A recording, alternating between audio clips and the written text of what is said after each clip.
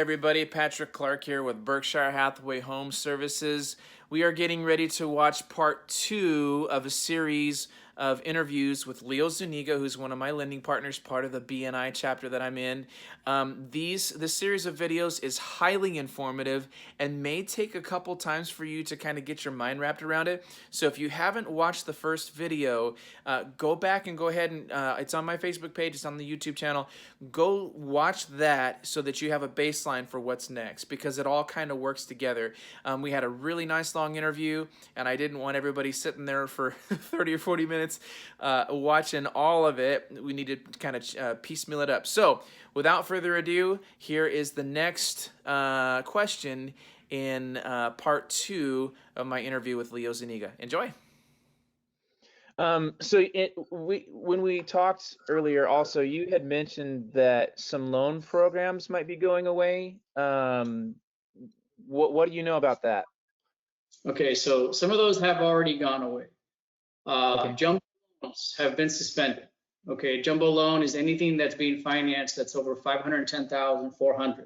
Okay, so your jumbo luxury market, if you will, your high-end, high-profile homes that are priced at $600,000, $700,000, $800,000 plus. Those have been suspended.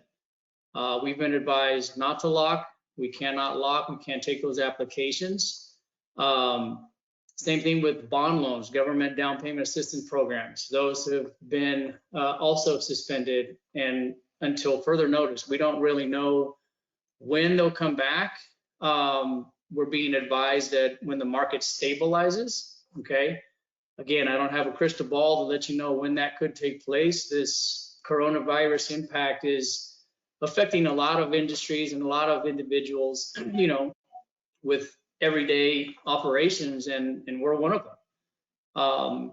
Just to get into a little bit more detail as to why those programs are going away, is that in the market, when somebody's invested into these bonds, and I'll try to be real quick on this.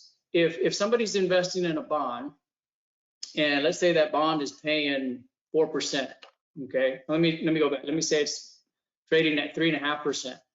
And all of a sudden rates go up to close to 4%, which is where they are now. There's a loss on that bond if somebody is trying to get out of it because they can now get something else at 4%. Well, what investors are doing as a whole is they're getting rid of these. They don't want these mortgage bonds because rates are coming up. They can go out there on the open market and get more for what they have now, and they're going to actually be losing on what they're holding now. So they're dumping them. So it's creating margin calls on the market, and a margin call isn't anything to be taken lightly because it's in the millions.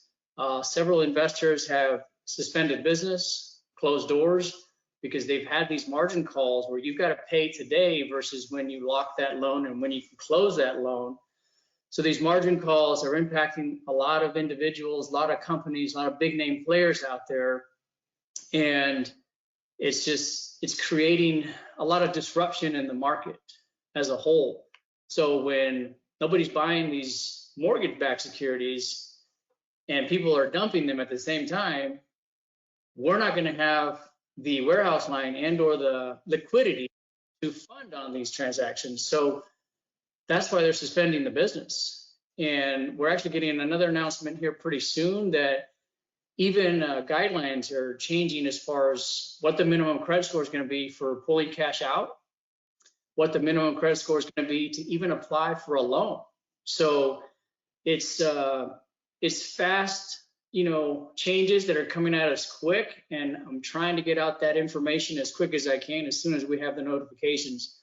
But it is a very fast-paced, evolving industry right now, right this second.